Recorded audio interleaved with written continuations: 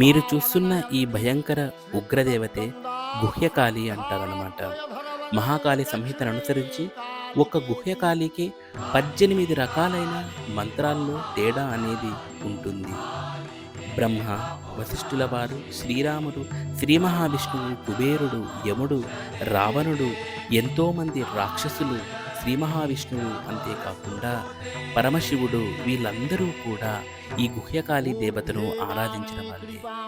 ఇంతకు మునుపు రాజులు కూడా ఈ గుహ్యకాళి దేవతను ప్రార్థన చేసి ఆమెకు సరియైన బలులు సమర్పించిన తర్వాతే యుద్ధరంగంలోకి అడుగు పెట్టేవాళ్ళనమాట.